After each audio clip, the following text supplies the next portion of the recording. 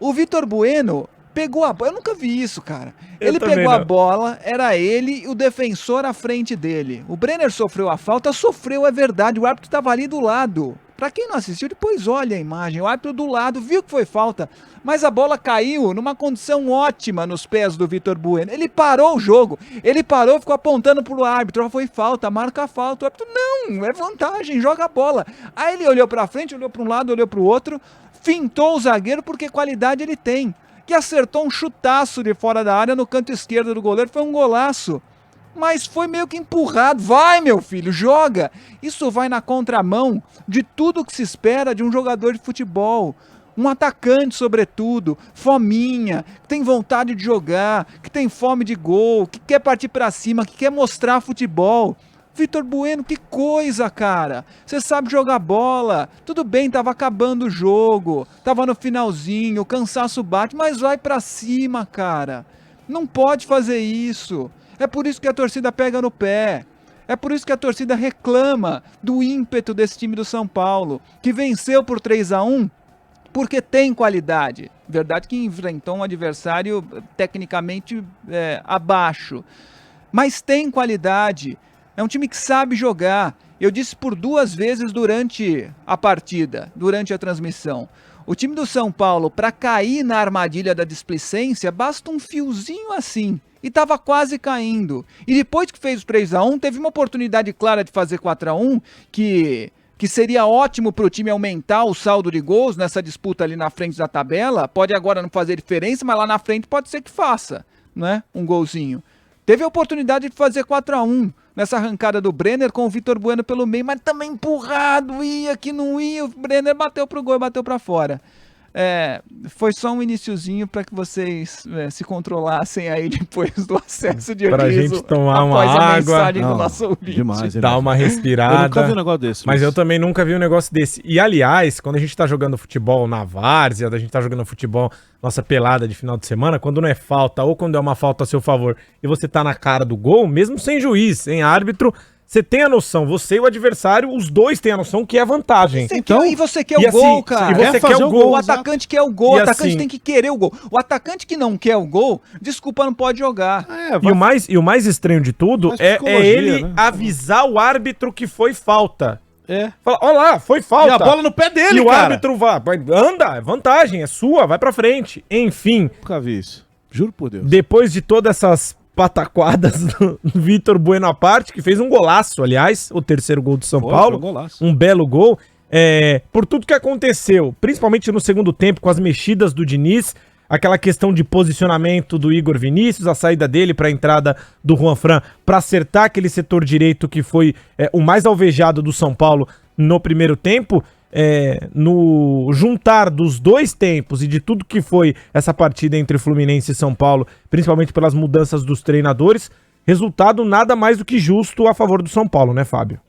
Resultado absolutamente justo, né? O São Paulo no segundo tempo fez uma grande partida quando quis jogar, né? O São Paulo fez 15 minutos no segundo tempo, os 15 minutos iniciais, muito bons, com as entradas do Brenner, do Juanfran e do Igor Gomes. Eu dizia no intervalo que o Diniz tinha de atacar um problema. O problema principal do São Paulo estava ali no lado direito defensivo.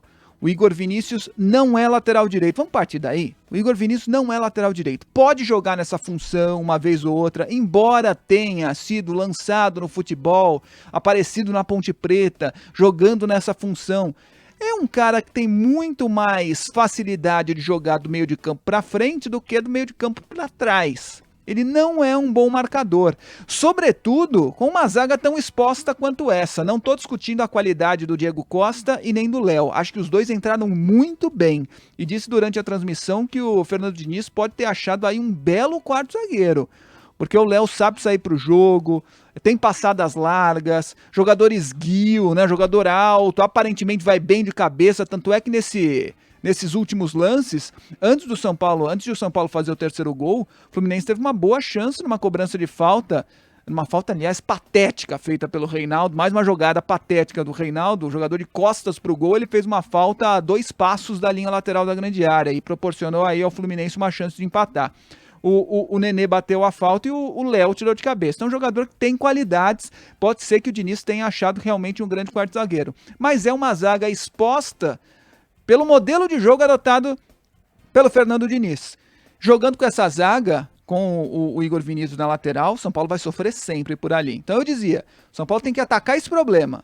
É o Wellington Silva jogando em cima do Igor Vinícius. Inclusive o gol saiu assim no primeiro tempo. Diniz observou isso e fez no intervalo essa alteração, colocou o Juan Fran ali no lugar do Igor Vinícius, que já tinha cartão amarelo. Eu até tinha sugerido avançar um pouquinho o Igor, tirar o Boia, mas ele também tirou o Boia e colocou o Brenner, que era outro jogador bom para entrar. Eu tinha sugerido também o Brenner para jogar ali próximo do Luciano, faltava isso, um jogador de qualidade para jogar próximo do Luciano.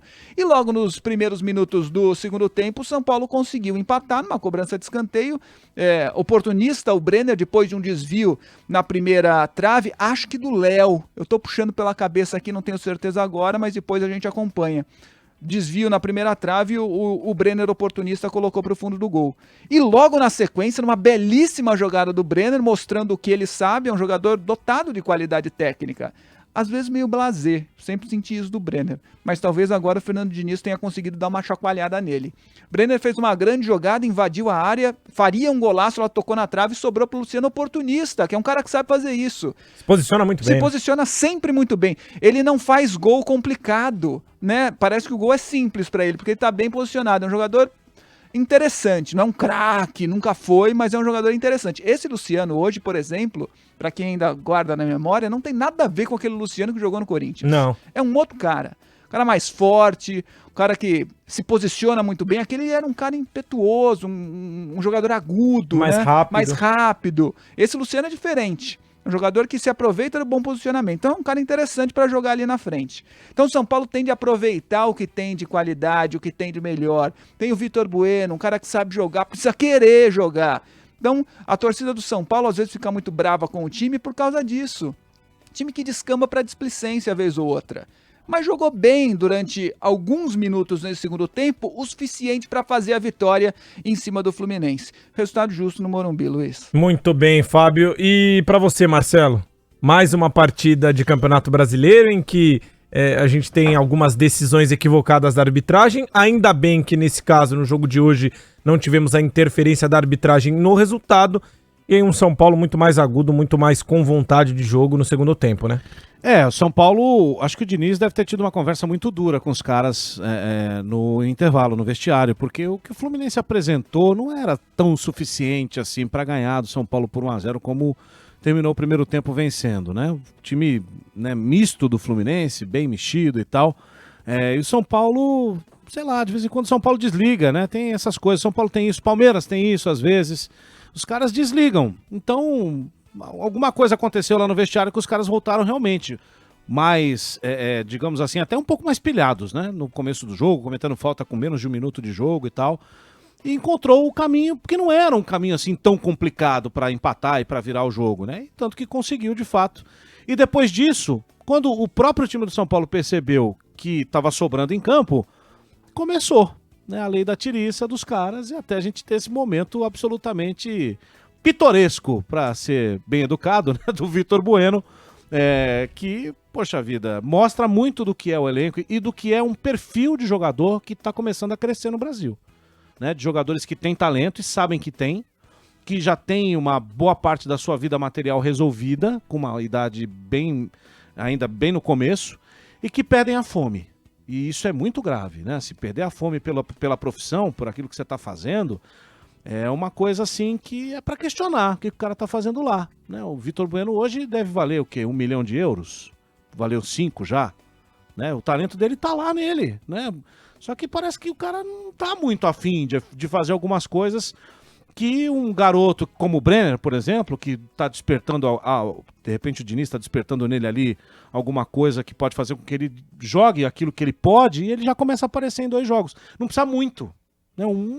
Um choquezinho e o cara já começa a jogar aquilo que ele pode e já se destaca, porque tem ali um potencial, né? Eu acho que tem muitos jogadores no Brasil que precisam fazer uma terapia para saber se eles querem mesmo serem jogadores de futebol, porque enganar assim também eu acho que não é legal, né? Chega a ser um desrespeito com o próprio torcedor. O cara botou a camisa ali, ele tem que dar o máximo que ele puder, se ele puder. Se ele não puder, eu acho que essa é a reflexão.